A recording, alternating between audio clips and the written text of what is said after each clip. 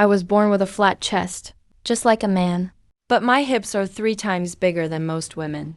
Daughter, this is the foundation of the dragon's bloodline. High up to receive heaven's grace, wide down to secure the foundation of the country. This is destiny, the physique meant to sit atop the dragon throne, so as not to squander this gift. Before he went to battle, he told my mother, let the girl learn martial arts. As a result, my striking figure became even more alluring. After 3 years, I would enter the imperial selection, and surely win the emperor's favor, and bear the dragon's heir. The next day, my mother arranged a lion dance for me. I was filled with confusion. Shouldn't Mom be teaching me how to dance? Your father said you should learn to dance. Palace matters are dangerous and must be kept secret. 3 years later, I had built a muscular body. I could perform feats of strength with ease, and could slice through a wooden post as thick as a bowl with a single strike. On the day of the selection, the chief examiner asked the candidates to demonstrate their talents. The girls ahead of me recited poetry, some painted, and others danced, one after another. When it was my turn, I went straight to the middle of the hall and grabbed a precious cauldron, and lifted it up. The emperor on the dragon throne was stunned. He immediately decided this girl was extraordinary in martial arts, granted me the rank of 6th grade sword-bearing guard. As soon as the decree was announced, everyone in the hall was shocked. I froze in place. My mind was in chaos. Sword-bearing guard. Didn't Mom say the selection was to become the emperor's wife? How did I end up as the emperor's bodyguard? I looked up at the emperor. The admiration and excitement on his face seemed genuine. My mother grabbed my hand. Her face was overflowing with uncontainable joy. Linger, did you hear? His Majesty has chosen you. 6th grade official rank. You start right off as a 6th grade official. Your father worked in the army for 10 years to reach 6th grade. He doesn't get it, and honestly, neither do I. But I know. Things have turned out completely different than I expected. It seems Dad's plan has gone off track. In a massive way. On the carriage ride home, Mom held my hand tightly the whole way. See, Linger is the best. Those delicate talents? The emperor is already bored of them. It was your father's foresight. He had you learn martial arts. I looked at my mother. Her happiness was real. Her pride was real too. Mom, did Dad really say martial arts? Of course your father said it. 3 years ago, before he went to battle, he held my hand. His eyes were full of tears. He said Linger must learn martial arts. Palace is dangerous. You need to protect yourself. Not a single word was wrong. I remember it clearly. I fell silent. I thought back to Dad's expression then. Suddenly, I understood something. What Dad meant was probably dance. The dance of dancing. But Mom misheard it, and thought it was martial arts. The martial of martial arts. Just one character different, but worlds apart. The carriage reached our gate. The steward greeted us with joy. Congratulations, Madam and Miss. The general just got home. Dad actually came back. My heart skipped a beat. Mom and I hurried into the front hall. Dad saw us. He smiled. You're back. Sir, you're finally home. I've got wonderful news for you. Our Linger made us proud. Dad patted Mom's back and looked at me. How did Linger do at the selection? Did His Majesty leave a token for you? He left it, more than just left it. His Majesty made a decree right there. Appointed Linger as an official. An official? How could a palace consort be an official? His Majesty said Linger is outstanding in martial arts. Specially appointed her as a 6th grade sword-bearing guard. Dad's smile froze. His gaze slid from my face to my shoulders, then down to my hands. Hands that had been toughened by years of training. Knuckles clear, calloused over. The color drained from his face bit by bit. He became unusually pale. Exceptional martial arts. Sword-bearing guard. Yes, all thanks to your instructions years ago. I got Linger the best martial arts teacher. Now Linger can perform powerful feats. I told you to teach her to dance. You had her learn martial arts? Dad rolled his eyes. With a sudden gasp, he coughed up a mouthful of blood and collapsed straight backward. The whole general's mansion descended into chaos. Dad fell ill. The doctor said it was stress-induced. He needs rest. He stayed in bed for 3 days without speaking to me. Every time I visited him, he looked at me with a complicated expression. Pain, disappointment, and even a trace of fear. Mom finally realized what had happened. She didn't dare to see Dad. She spent all day sighing in my room. It's all my fault for mishearing. What should we do? I don't know what to do either. 3 days later, someone from the palace arrived, delivered my official uniform and sword. The eunuch who brought the decree told me, "Report to the Imperial Guard tomorrow morning." I took the sword to Dad's room. He was half lying in bed, still looking pale. I put the sword by his bedside. "Dad, I'm going to take office." He stared at the sword for a long time. "Do you know why I wanted you to learn to dance?" My colleague, Prime Minister jusqu'au. His daughter Zhao Jingju is talented and beautiful. She's the favorite in this selection. jusqu'au has great power in court. Always opposes me. I wanted you to enter the palace, win the emperor's favor, to counterbalance the Zhao family, secure our Jiu family's safety. It's our only way. But you ended up as a sword-bearing guard. Do you know who leads the imperial guards? It's jusqu'au's distant nephew, Zhao He. Going there is like a lamb to the slaughter. They'll find every way to torment you, humiliate you, and drive you out of the palace, making the Jiu family the laughingstock of the capital. I tightened my grip on the sword. I won't let them succeed. Linger, that's not an army camp. Strength and martial skills won't guarantee victory. That's the imperial palace. The next day, I put on my uniform, strapped on my sword, and entered the palace alone. The Imperial Guard is on the west side of the palace. It's a large courtyard, with a place for salt and a training ground, and weapon racks too. When I walked in, dozens of guards were drilling. When they saw me, everyone stopped. Their stares were sharp as knives, piercing me with their gaze. A burly man walked over. He was a head taller than me, with a mean-looking face. He looked me up and down. "So you're Ji Yuling?" "That female guard." I nodded. "My name is Ji Yuling." "I'm Deputy Leader Sun Bao. The leader isn't seeing visitors today. Come with me. I'll assign you your task." He led me to a corner of the training grounds. There stood a stone lock weighing over 200 jin. It was used for the entrance test for guards. If you want to stay here, you have to follow the rules. Pick it up and carry it around the court hall. If you can't do it, go home. The surrounding guards all gathered around, ready to watch me embarrass myself.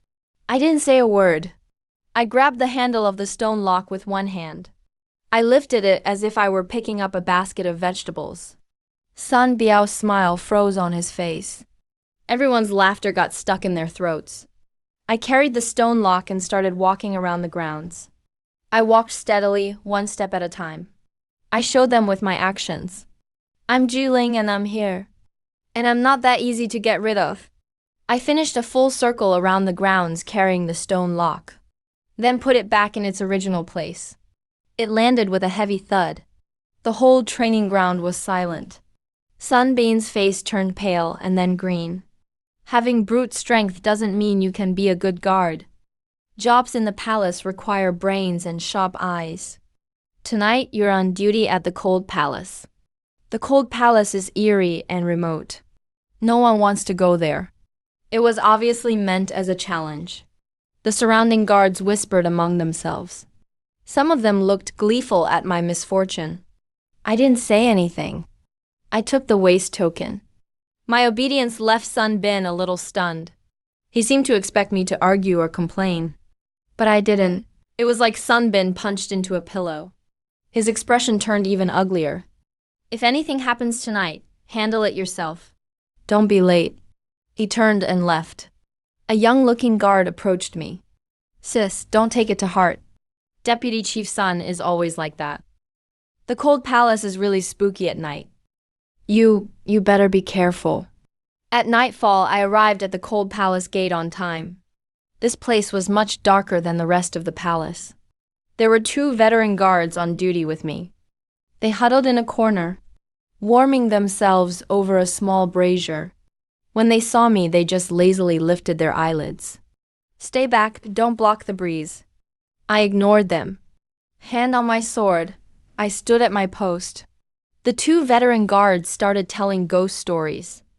They said that a concubine from the previous dynasty hanged herself from this very beam, with her tongue sticking out that long. They say you can still hear her singing opera at midnight. They kept glancing at me as they spoke, trying to see if I'd get scared. I kept a straight face. Then I heard a faint sound, coming from deep within the cold palace. It sounded like something scratching on wood. One of the veteran guards turned pale and listened. "Did you hear that? He's coming, he's coming." I frowned. This sounded more like a rat or some other creature. "I'll go check it out." "Are you crazy? Don't go. You'll get yourself killed." "It's my duty. I must investigate." I followed the sound into an abandoned side hall. In the corner was a skinny little eunuch. He was prying at a loose floorboard. When he saw me, he was scared out of his wits. He collapsed on the ground. The sack beside him tipped over. A few old pieces of jewelry rolled out. Turns out he was a thief. I brought him back to the gate. When the two veteran guards saw what happened, they were stunned. "You caught him? He was a thief?" "Yes, I caught him." Reported by the book. After speaking, I returned to my post and continued standing guard, all the way until sunrise. At the change of shift, Sun Bin was waiting at the guard post early in the morning, clearly hoping to hear me complain or beg for mercy. I walked up to him, handed back the waste token, reporting to the deputy chief. Peaceful night in the cold palace. Nothing happened. Everything he wanted to say got stuck in his throat. He looked at me like he'd seen a ghost. After that night, my reputation among the guards went from female brute to night yama. They said, A woman who could catch a thief in the cold palace without flinching was even scarier than a ghost. On the fourth day, the chief guard Zhao he finally showed up. He summoned me over, smiling amiably. The young Jiu is truly talented. A place like the cold palace is a waste of your abilities. Starting today, you'll be in charge of patrolling the west side of the Imperial Garden. The Imperial Garden is the favorite place for the palace concubines. Guarding there as a male guard is the most error-prone assignment. Too close is disrespectful. Too far and you're negligent if something happens. It's an even deeper trap than the cold palace. I accepted the order with a straight face. Yes, Chief. Do your best. I have high hopes for you. I took my sword to the Imperial Garden. I stood under a willow tree and saw a familiar figure. Prime Minister Zhao's daughter, Zhao Jingshu. She had been granted the title of Noble Lady Zhao. At this moment, she was sitting in a pavilion, surrounded by attendants. She looked fragile and beautiful, wearing a proper and pleasant smile. But her gaze toward me was tinted with a hint of coldness. On the day of the selection, I stole her spotlight. I'm sure she still remembers. Sure enough, she picked up a cup of tea and quietly said something to the maid beside her. That maid brought over a plate of snacks to me. Guard Jiu, our mistress rewards you with these. No outside food while on duty. Guard Jiu, such dedication to duty. He stood up and walked over to the pond in front of me. These fish are so beautiful. He leaned forward slightly. A delicate golden hairpin slipped from his hair. With a splash, it fell into the pond. My golden hairpin. That's an imperial gift. Hurry, get it back. Guard Jiu, think of something quickly. All eyes were on me. This was a setup. If I go into the water, it's compromising my dignity and propriety. If I don't go, it's disrespecting a noble woman and neglecting the emperor's gift. The corners of Zhao Jingshu's mouth already had a hint of a smug smile. The golden hairpin was sinking slowly in the water. I gently dipped my scabbard into the water. The tip of the scabbard precisely hooked the golden hairpin, and I steadily lifted it out. I skillfully fished it up from the water and landed it perfectly on the stone table in front of Zhao Jingshu. Zhao Jingshu's smile froze on her face. Everyone around was stunned. What skill and finesse! The young emperor stood by the rockery nearby, accompanied by several eunuchs. His face was full of approval and amusement. No one knew how long he had been standing there, or watching. He walked over, picked up the golden hairpin from the table. Noble Lady Zhao, this is an imperial favor. and must be carefully kept. If you can't keep it safe yourself, then I will reclaim it on your behalf. Your servant admits her mistake. Your name is Jiyu Ling, daughter of Jiyu Yuanshen. Very good. Like father, like daughter, this job isn't right for you. The emperor issued an edict ordering Jiyu Ling to join the imperial guards. Appointed as my personal bodyguard. Take up your post immediately. The imperial guards are the emperor's personal protectors. They're responsible for the emperor's safety at all times. Only the very best can join their ranks. Yet I'm just a newcomer. And a woman at that? But I was suddenly promoted without following standard procedure. This news created a huge stir among the guards. They say Sunbin's face can no longer be described as just dark. It's ashen graying now. Zhao, he summoned me over. For the first time, he wasn't smiling. You're good. General Jiyu really raised a fine daughter. I couldn't tell if his tone was praise or a threat. My new position is right beside the emperor. Within 3 steps. The emperor seems to enjoy me standing by, silent like a decoration. He reviews memorials.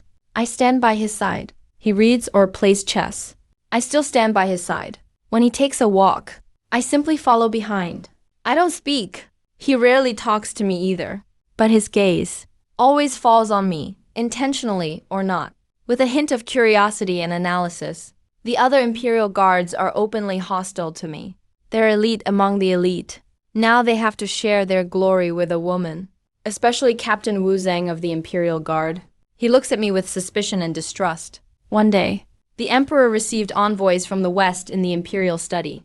The envoy presented a rare blood-sweating horse as tribute. The emperor was delighted. He wanted to inspect the horse on the spot, right on the square outside the imperial study. The horse was a bright red, truly majestic, but with a wild temperament. Even experienced handlers were almost unable to control it. But the emperor, bold and skilled as he was, insisted on approaching the horse himself. As soon as he got close, the horse suddenly neighed loudly and reared up. Captain Wu Zhang reacted fastest. He leapt toward the emperor, trying to shield him with his body. But it was already too late. I shot forward like an arrow. Ahahaha. I landed steadily, blocking the emperor from danger. The entire square went deathly silent. Everyone stared at me like I was a monster. Even the emperor was shocked. He walked over and patted me firmly on the shoulder. From this day forward, Jiyu Ling is promoted to deputy captain of the Imperial Guards. He'll be fully responsible for my safety. I became the deputy captain of the Imperial Guards. The colleagues who used to look down on and exclude me all lowered their heads now. No one dared meet my eyes. I suddenly remembered what my father said. This isn't an army camp. Brute strength and martial skills alone won't guarantee success. But up to this point, I feel like that's all I've relied on. And it has worked. Maybe my father was wrong. Or maybe the real dangers are only just beginning. Captain Wu Zhang gave me the Imperial Guard's deployment map and a roster. These are all the posts and personnel. Memorize them all within 3 days. After 3 days, I'll quiz you, and for each mistake, go take 30 staff beatings yourself. Understood, Captain. The next day at noon, the emperor summoned his ministers in the garden pavilion. I stood outside the pavilion with Wu Zhang, one on each side. The visitor was the former censor, a little old man in his 50s, famous for his sharp tongue and his courage to speak the truth. After reporting state affairs to the emperor, his gaze fell on me. Your Majesty, I have something to say. Not sure if it's appropriate. Speak freely, Minister Qian.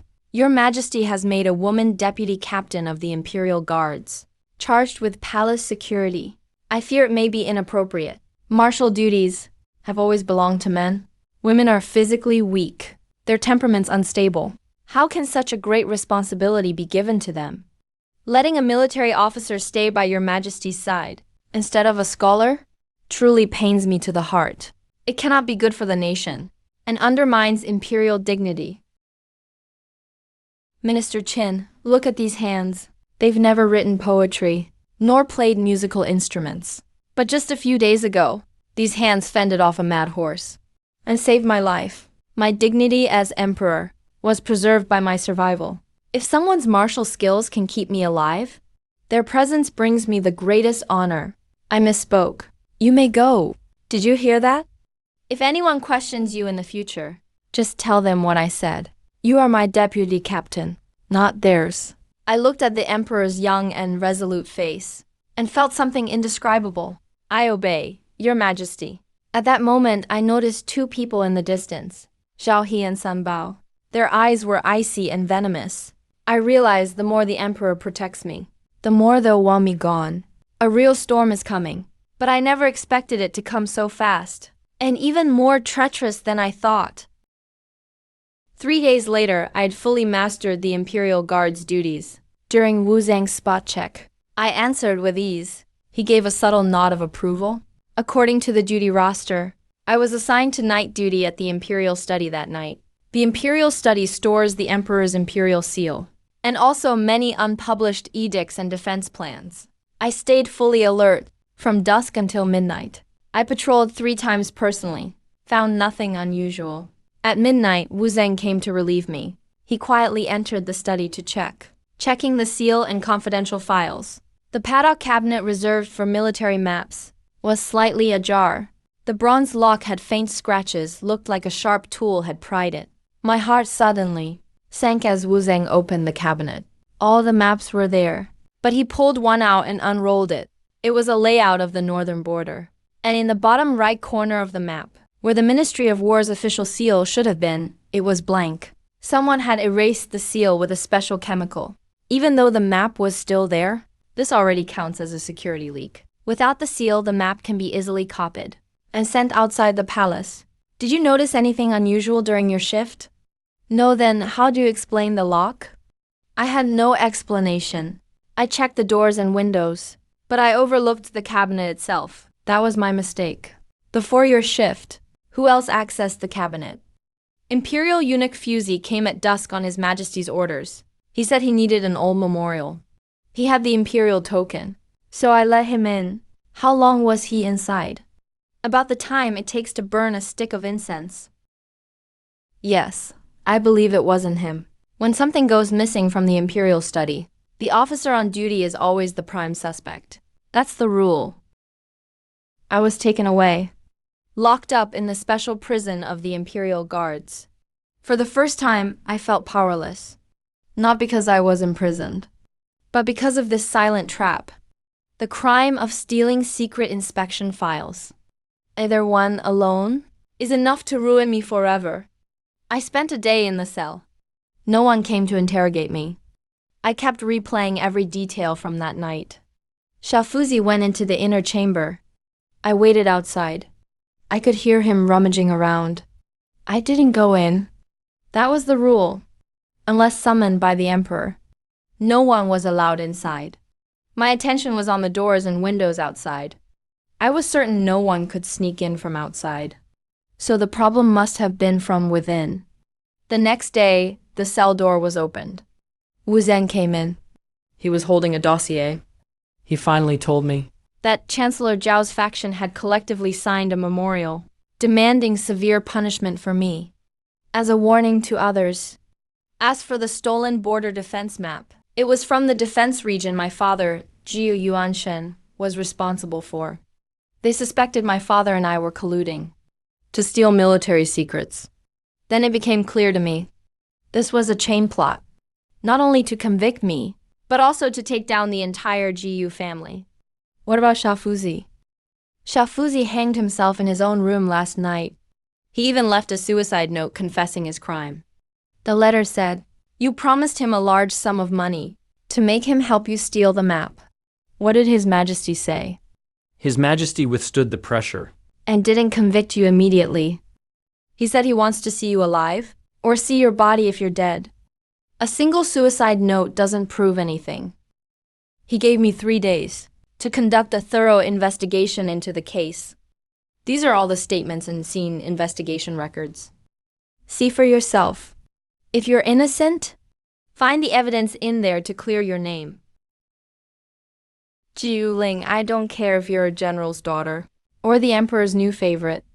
In the Imperial Guards, I only believe in evidence and facts. Tell me, did you kill him? Did you steal the map? No, Wu Zhang stared at me for a long time, then turned to leave. He suddenly stopped at the doorway. What boots were you wearing that night? Imperial Guard deer leather boots with soft solace. When Xiaofuzi came in and out, did you hear any unusual sounds from his footsteps? The imperial study was very quiet that night. I was standing outside the door. Xiaofuzi's footsteps in the study were very light. When he came out of the inner chamber, I heard a very faint sound like stepping on sand. It was subtle, but I'm sure I heard it. The imperial study is spotless and cleaned every day. There shouldn't be any sand on the floor. Wu Zhang's eyes lit up. He didn't say a word, and quickly walked out. The cell door closed again. I looked at the dossier on the stone table, and a glimmer of hope returned to my heart. Later, Wu Zhang took that gray-white powder straight to the Imperial Medical Bureau. He kept silent about it. Only went to the most senior judge in the bureau. The old judge glanced at it, then rubbed it between his fingers, and smelled it under his nose. This isn't sand. It's Huyu stone powder. Huyu stone is a rare mineral from the western regions. It's very hard, usually used to polish precious jade, because when it's used, it emits a faint, cool fragrance. Some people also grind it into powder to mix with incense ingredients and make a type of incense known as calming incense. Who uses this type of incense in the palace? Not many people use it. It's rare and has a cold property. It actually harms those who are physically weak. The Empress Dowager has it burning in her chambers year-round, supposedly for calming the mind. Besides her, there's noble Lady Zhao. Chancellor Zhao seems to dote on his daughter. Most of the Huyu stone outside the palace winds up delivered to the Chancellor's mansion, and then brought into the palace by noble Lady Zhao. The clues matched. Wu Zhang brought people to investigate as a matter of assistance, and went to Xiaofuzi's residence. The room had already been searched, and was a mess. Wu Zhang had everyone leave the room. He stood in the center of the room, closed his eyes, imagining what might have happened that night. Everything that could have occurred. The killer came here, threatened and tempted him, forced Xiaofuzi to write the confession, then killed him, and staged it as a hanging. The killer had Huyu stone powder on them. Wu Zhang's gaze fell on the desk where the note was written. There was an ink stone on the desk that Xiaofuzi usually used to grind ink and practice calligraphy. There was still some wet ink in the stone, and also a few very fine particles of grayish glowing powder. When cleaning the scene, the killer had carelessly smeared powder onto the ink stone, and the rushed searchers overlooked this tiny detail. Wu Zhang carefully gathered the powder and sealed it in a small paper pouch. This proves someone from noble Lady Zhao's entourage, or someone from the Zhao family, was here before Xiaofuzi died. Wu Zhang brought the evidence back to the cell to see me. He told me everything he found. Commander, do you believe me? I believe in the honor of the Imperial Guards. It shouldn't be sullied by a despicable scheme. I need your help to catch the rats hiding in the shadows. Then let's make them expose themselves. They went through all this trouble just to see me dead. But now His Majesty is protecting me. They can't do anything. With no conviction in sight, they'll grow more anxious than we are. We don't need to do anything else, except deliver something right to them. What is it? Another suicide note from Xiaofuzi. Xiaofuzi is dead and can't testify. That confession is just a solitary piece of evidence. But what if there's a second suicide note?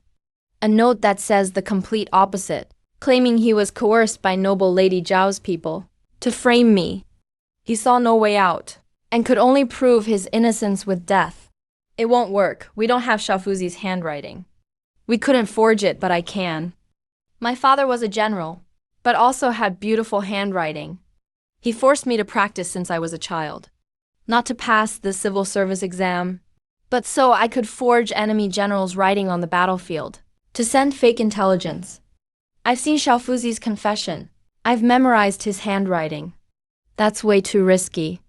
If we're exposed, we'll be charged with an even bigger crime. Great rewards come from great risks. We have no way out now. What do you need? Brush, ink, paper, and inkstone. Paper identical to the confession note. And I need to see someone. That night, Gojang brought me everything I needed. And someone else as well. And that young guard who warned me in the cold palace. Shaju. Sorry to disappoint you, Deputy Commandant. I knew you weren't that kind of person.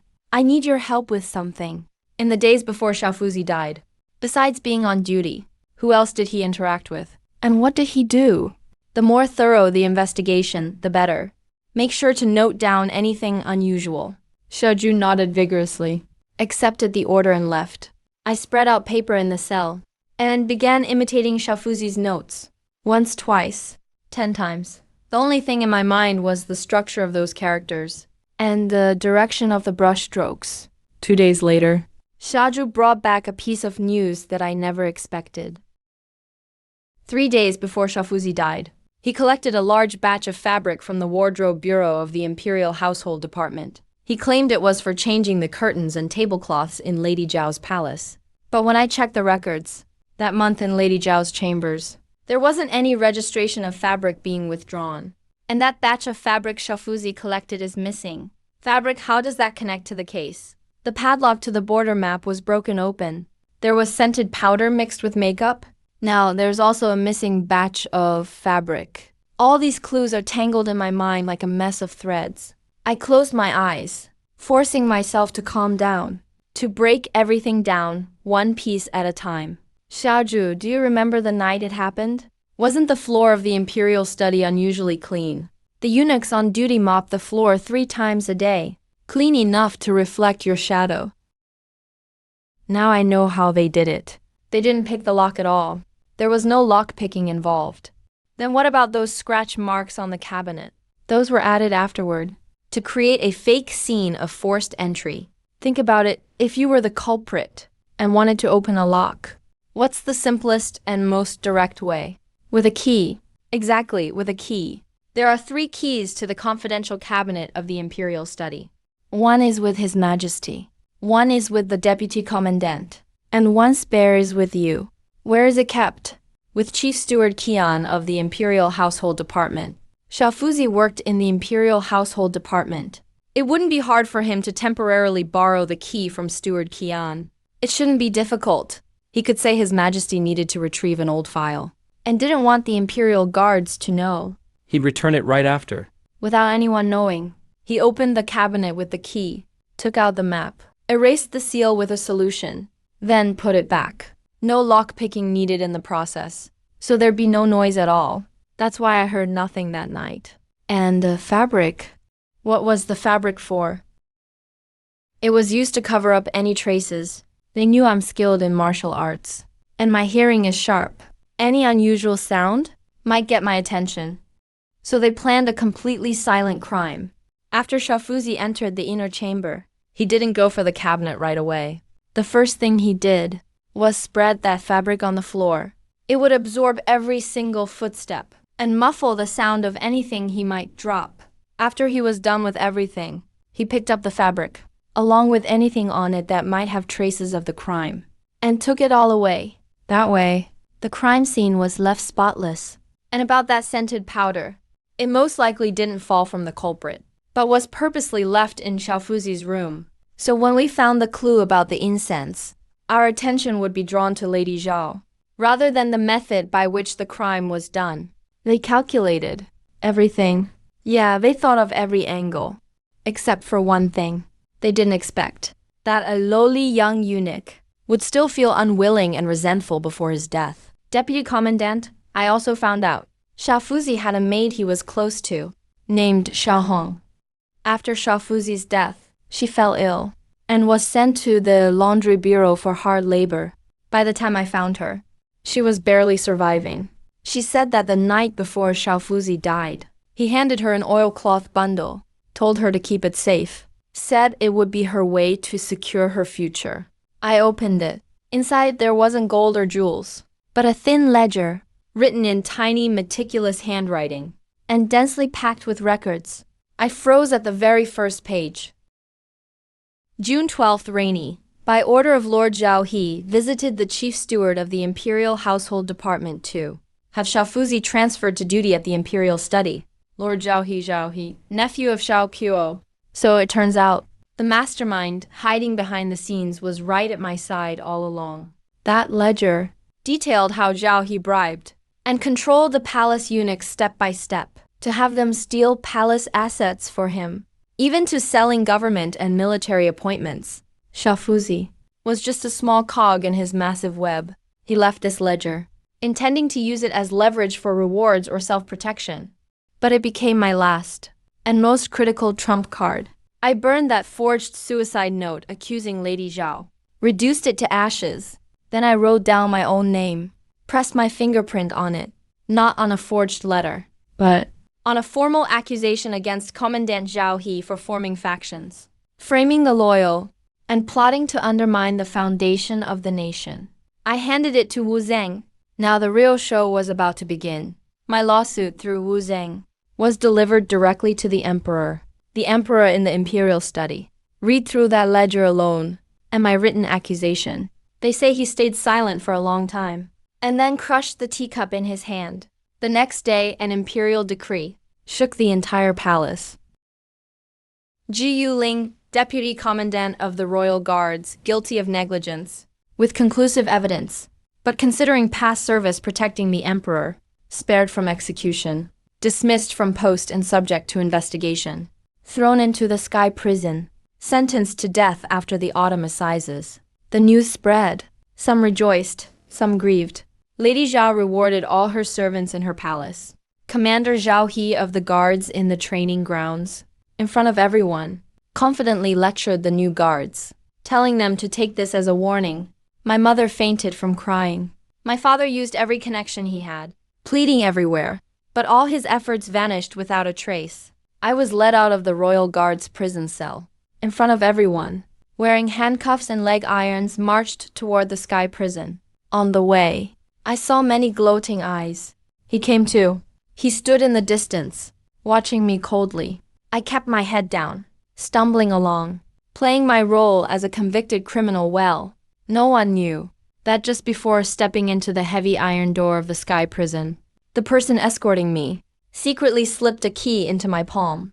The sky prison is the most secure prison in the land, but it still has a back door. I wasn't taken to the area for condemned prisoners.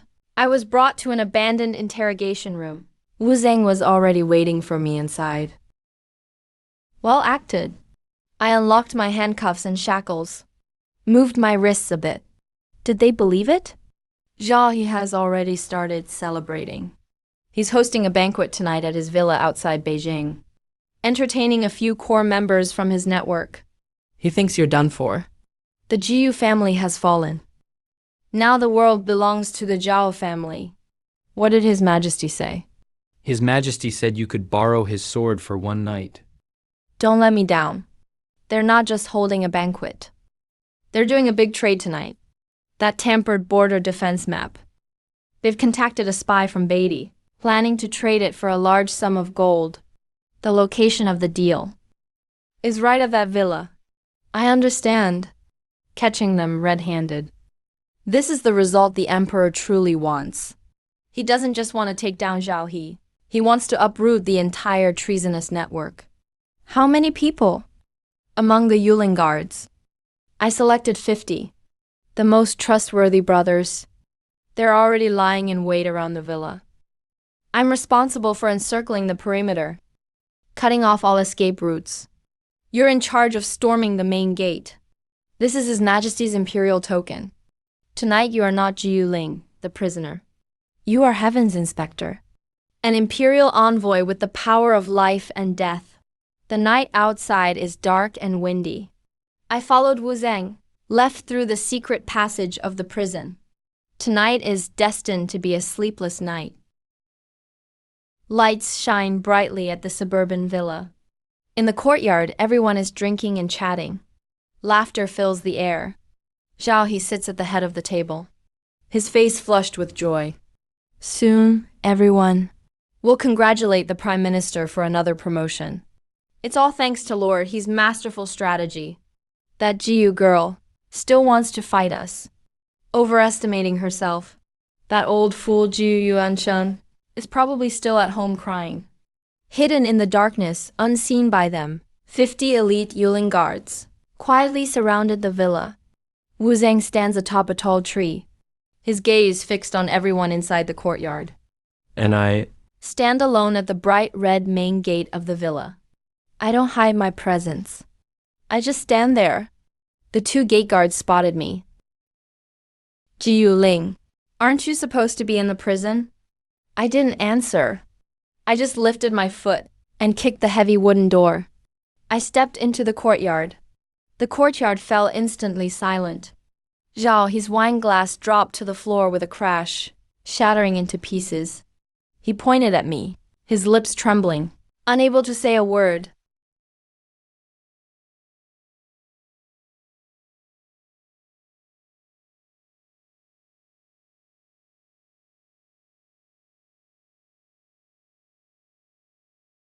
The others stopped in their tracks, not daring to step forward again. The whole process was smooth and fluid, as fast as lightning. In the courtyard, only the sound of the wind and heavy breathing remain. Just then, a man dressed in baby attire rushed out from the inner hall. He clutched a rolled-up painting tightly in his hand. Zhao he saw what he was holding, and his face went completely pale. That was the border map they had just traded. Both the people and evidence are here. The baby spy realized he couldn't escape. A hint of viciousness flashed in his eyes. Now, the Prince of Qin wants to use me as a hostage.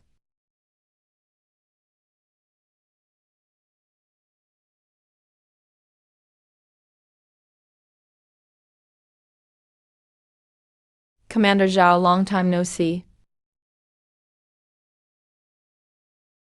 Please spare us, Imperial Envoy. Have mercy, Imperial Envoy. We were forced. We don't know anything. Wu Zhang walked in with his men. Take them all down. Escort them back to the Yulin Guard prison. Interrogate them separately. The Yulin Guard soldiers charged in like hungry wolves. Once mighty nobles are now just lambs awaiting slaughter. The Yulin prison is still the same stone chamber I stayed in. But this time, I sat behind the interrogation table. I didn't use any torture. I just tossed the small ledger in front of him. He knew he was finished. I said, I'll tell everything. He spilled it all like beans, confessing everything he knew. How his uncle, Prime Minister jusqu'au, step by step inserted him into the Yulin Guard. How he abused his power to form factions and seek profit, weaving a net, covering interests inside and outside the palace. How he framed me, and how he planned, after my execution, to deal with my father Jiu Yuanshan the same way, and finally take control of the military. His plans were even bigger and nastier than I imagined. If it weren't for the ledger Zhao Fuzi left behind, if not for the emperor's absolute trust, my family and I would have been utterly destroyed. The interrogation lasted until dawn. I walked out of the cell holding Zhao his signed confession. They all confessed. They confessed, and based on his testimony, I caught a few big fish. Time to reel in the net with this list. Wu Zhang took the list, his eyes serious. Every name on it is enough to shake the entire court. Are you all right? I'm great, better than ever. This feeling of sending my enemies to hell by my own hand is more exhilarating than any victory. Jiu Zhang nodded. No more words. He took the list and led his men to make the final arrests. The whole capital, after sunrise, was swept by a silent storm. One official after another was taken from their mansion by the Yulin Guard. The Prime Minister's residence was surrounded so tightly no one could get through. As for me, I entered the palace as usual, standing guard at the door of the Imperial Library. When the civil and military officials walked into the hall, they all saw me, saw Jiu Ling, who was supposed to be waiting for death in the prison, now perfectly fine, standing even straighter at the emperor's door. Shock and confusion filled everyone's face, especially the faction led by jusqu'au. Fear was already showing in their eyes. Inside the grand hall, the atmosphere was frighteningly tense. The emperor had not arrived yet. The officials stood in their places, not whispering as usual. Everyone's mind was drifting outside the hall, focused on me, the one who shouldn't be here. Finally, jusqu'au couldn't stand it anymore. He stepped out and addressed the empty imperial throne. I have something to report. Jiuling, the female prisoner, is guilty of heinous crimes and should be awaiting death in prison. Why is she outside the imperial library, wearing official attire and holding a weapon? This is an affront to national law, a threat to the governance of the state. I urge that she be arrested immediately and punished according to the law to reassure the people. I second this. The emperor arrives. The eunuch's shrill voice echoed. The young emperor, in dragon robes, walked slowly into the hall, sat on the throne. About Jiuling, the female prisoner, the emperor raised his hand. Prime Minister, please be patient. His gaze swept across everyone in the hall, calm but with a bone-chilling coldness. I also have something here, for all my ministers to take a look at. The eunuch unfurled a long scroll. He began to read aloud. He wasn't reading out the imperial decree. Instead, he recited one confession after another. Crimes committed by officials of various ranks from every department in the capital were made public. Each time a name was read aloud, someone in the hall turned pale. Every time a crime was announced, jusqu'au trembled. When the eunuch read that jusqu'au admitted he masterminded the theft from the imperial library, his intent was to frame and incriminate me, dragging my father Jiu Yuanshen and the entire Jiu family down with him. The whole court erupted in shock. Wu Zheng entered the hall from outside. Your Majesty, all 73 rebels have been captured. Each and every one has been brought to justice. Not a single one escaped. Traitor Zhao He was caught trading with spies from Beidi. Both the person and the evidence were apprehended. This is the counterfeit border map recovered from the criminal. No, impossible. This can't be true. Prime Minister, do you still think I should punish Jiuling in accordance with the law? Jusqu'au lifted his head, staring at the young emperor on the dragon throne. His gaze was no longer gentle and patient as usual. Instead, it carried absolute authority and control. He finally understood. From the very beginning, it was all a trap to lure him in. Jusqu'au coughed up blood and fell backward, losing consciousness. His official title was stripped right on the spot. He was thrown into the imperial dungeon. Not a single implicated official was spared. More than 70 positions now stood vacant. Power Was reshuffled overnight across the entire court. Following that, the emperor rose from his throne. You two, come with me. Inside the imperial library, there was a bright gleam in the emperor's eyes. Brighter than ever before. You both did well this time. Wu Zheng, you were loyal to your duties. Unafraid of powerful opposition. You contributed to solving the case.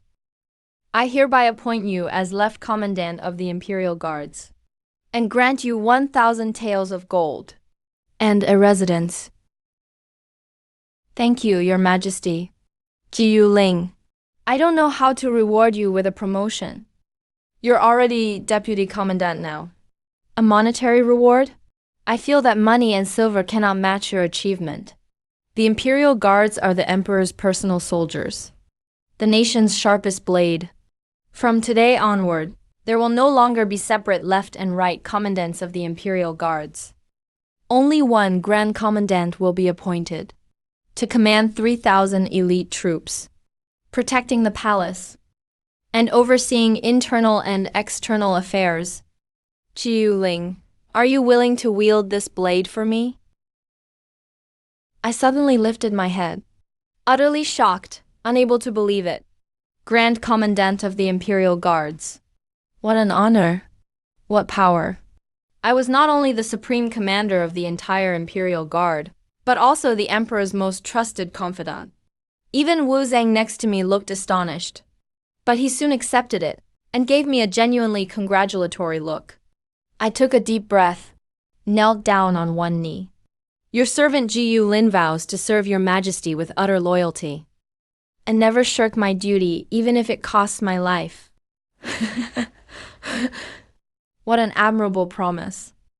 I hereby grant you the privilege to enter court without haste after defeat, and the right to wear your sword and ascend the hall. I want the world to know. Jiu Ling is my meritorious subject, a pillar of the nation. As I walked out of the imperial library, I came across a pair of eunuchs, escorting a woman who looked utterly lost. It was Xiao Jingshu. The prime minister's residence had collapsed. She could no longer remain a noble lady. Her only destination was the cold palace. I walked out of the palace gates. Sunlight fell upon me. It was warm. I mounted my horse and raced toward home. When I arrived at the general's mansion, the whole estate was unusually quiet. A calm after the storm, serenity following the rain. The steward saw me and immediately burst into tears. "Miss, you've returned." I quickly walked into the front hall.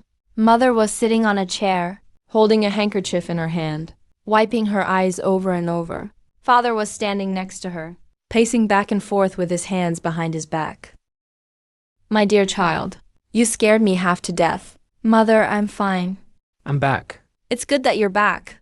I changed into some casual clothes and had dinner with them. After dinner, Mother was helped to rest by her maid. Only Father and I were left in the dining hall. "Ninger, tell your father honestly. Did you suffer in there?" "No, I told him everything that happened in the imperial prison. But I made it sound casual." When I was done speaking, he picked up his teacup and took a sip. "I was wrong. I, your father, have been scheming all my life. I thought I had everything under control. I had you learn martial arts because I wanted you to gain favor in the palace, to participate in the battles of the harem as a woman. I thought that was the only way to ensure our family's safety. But I didn't expect. The times have changed, and His Majesty has changed too. What he needs is not a consort who can manipulate the harem, but a blade that can cut through his obstacles. You, Ninger. It was by accident that your mother had you learn martial arts, but it made you the sharpest blade. I was too short-sighted. This is the first time my father so seriously admitted to me that he was wrong. Father, you weren't wrong. Everything you did was for this family. From today on, this family will rely on you to protect it too. The Grand Commandant is now much more impressive than this old general," he said with a teasing tone. But more than that, there was an incomparable pride from his heart. I sat as the Grand Commandant of the Imperial Guards for 3 days. Congratulatory gifts at home piled up like mountains. Mother and father spent their days greeting guests with joy.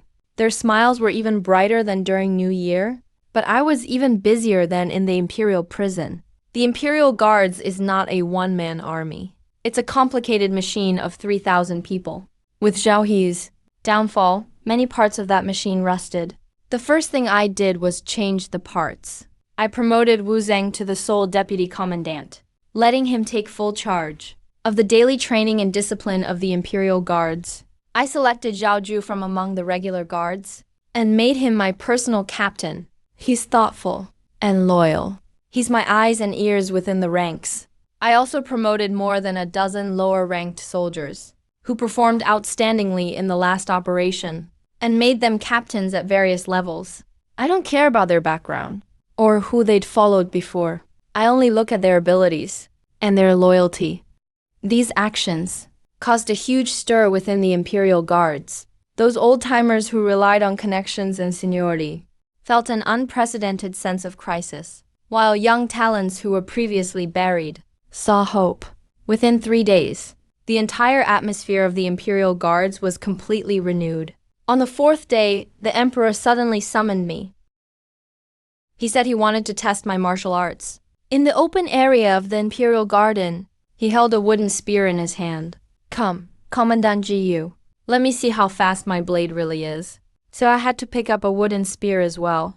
The two of us faced off. The Emperor's spear skills were actually quite good. Every move had its method. Obviously the result of hard work. But I could tell. He hadn't sparred with a true expert in a long time. The guards who practiced with him always subconsciously let him win. I did not let up. On the 5th exchange, I caught a small opening and flicked the tip of my spear, lightly tapping his wrist. The emperor's wooden spear flew from his hand. He froze in place, staring at his now empty hand, then looked at me and at the eunuchs and maids around us. They all turned pale with fear. I thought he'd be angry, but he wasn't. Instead, he burst out laughing. Good, this is what I wanted. He walked over, picked up my hand and looked at me. Because of years of sword wielding, the spot between my thumb and forefinger was covered with tough calluses. The guards who used to spar with me were just putting on a show, always worried they might hurt me. Only you treat me as a real opponent. His fingers gently stroked the calluses on my hand. His gaze became a bit strange, no longer that of a ruler looking at his minister, but rather something more private, with a hint of curiosity and investigation.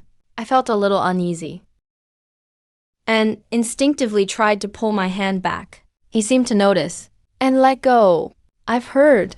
You've done a great job with reforms in the Imperial Guards. I entrusted you with the Imperial Guards, not just to defend the city, but to turn it into a truly invincible blade. From then on, the Emperor summoned me more and more often, sometimes to test my martial arts, sometimes to discuss military affairs. He'd bring out military reports from the border for my opinion. Once, when he was reviewing memorials late at night, and feeling annoyed, he even called me over. Rumors began to circulate in the palace, saying that I was getting arrogant thanks to favor, that the emperor was too close to me, a military officer. I treated those words as nothing but idle gossip. All I knew was I was the Grand Commandant of the Imperial Guards.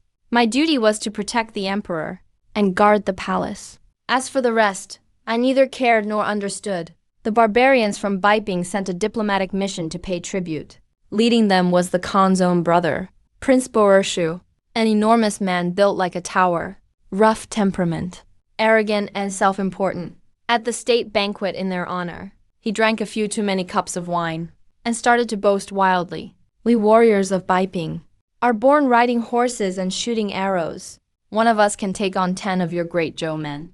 Your generals all look so pale and chubby to me. They don't look anything like soldiers. The military officers on the court turned livid with anger, but could not act out.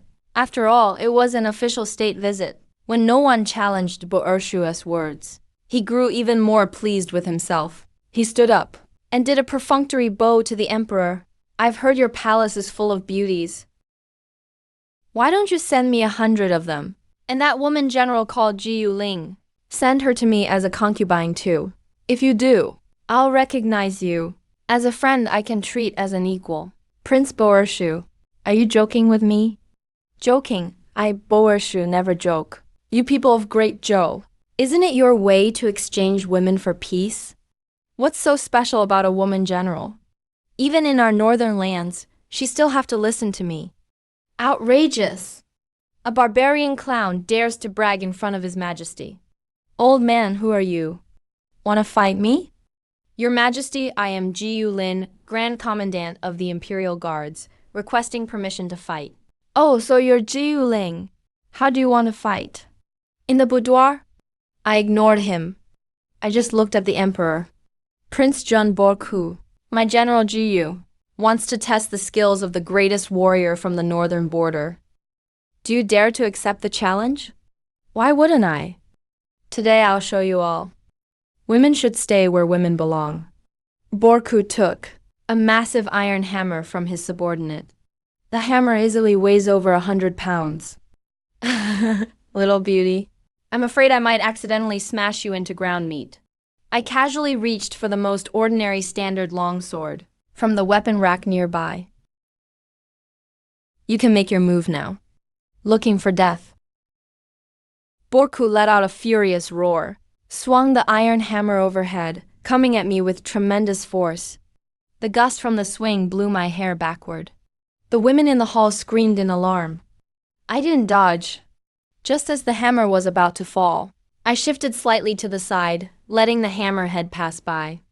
At the same time, with the back of my blade, I precisely struck Borku's wrist holding the hammer handle. With this clever move, the hammer flew from his hand. Then I moved forward. My left hand grasped Borku's other wrist. Then my right foot stepped forward, locking his lower body and shoulders, pressing into his chest. A clean, swift, over-the-shoulder throw.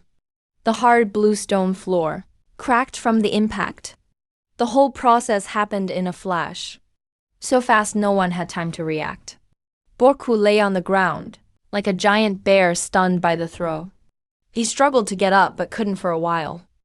Do you still think I should go to your tent now? Borku's face was filled with unbelievable fear. He struggled to get up from the floor and took 2 steps back. He kneeled on one knee before me, his right hand over his chest. Borku admits defeat. You're a true warrior.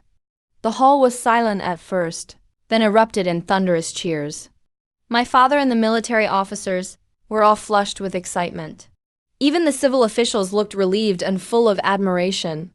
My gaze passed over the crowd and landed on the throne. The emperor was standing. He didn't smile, nor did he cheer.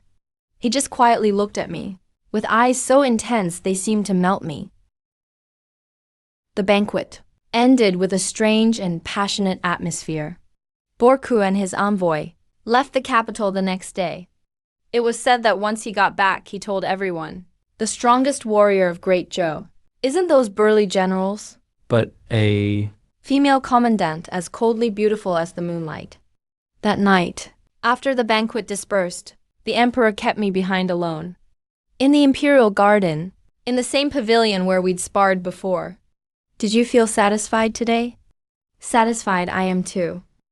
Since I ascended the throne, I've never felt this satisfied. Jiu Ling, what reward do you want? You repelled a strong enemy, brought glory to the country. That is a great achievement. Your Majesty has already rewarded me a lot. I don't want anything more. No, what I've given you is what you deserve. But now I want to give you something you don't deserve. I was stunned, unable to understand what he meant. Jiu Ling, Commandant of the Imperial Guards. My empire needs you to protect it. And my harem, would you be willing to guard that for me too? My mind buzzed, blank with shock. I stared at him in a daze, unable to speak for a while. I don't understand. The emperor's lips curled into a helpless yet pampering smile. He reached out and gently touched my cheek. You blockhead. What I mean is, the position of empress has always been vacant. I want you to take the seat. The word empress struck me like thunder, exploding in my mind. Being empress feels even more unbelievable than leading troops against Beijing. It's absurd. No, I can't. Your Majesty, I can't be empress. I only know how to wield weapons. I don't understand music, chess, literature, or painting, let alone all those harem intrigues. If you make me empress, I'll mess up your harem completely. But the emperor kept approaching, cornering me by the pillar of the pavilion, enclosing me in his arms. I know you don't know any of those things, but what I want isn't someone skilled in poetry and painting, or clever schemes as an empress. I want someone who can stand shoulder to shoulder with me, someone I can trust completely, to whom I can entrust my back. I want someone who, when I'm exhausted, can spar with me, and when foreign enemies invade, dares to stand before me and fight for the country. Jiu Ling, you are exactly the one I want. My heart has never beaten so fast. Turns out, all this time without me knowing, this heart that only beat for martial arts had already been slowly taken over by this young man. Little by little. Years later, the Great Zhou dynasty had its one and only empress, who was born from the military and honored for her military merits. My wedding ceremony was very simple. There were no complicated rituals, but there were resounding cheers from all the soldiers. My father and mother sat at the highest seats for the ceremony, crying like 2 children. See, I told you so. You were right to listen to me. If I had learned martial spirit back then, at best, I would have just become a noble consort. But I learned to dance instead. And now she's the empress. My father looked at me and finally showed a completely relieved, comforted smile. Yes, dear, everything you said was right.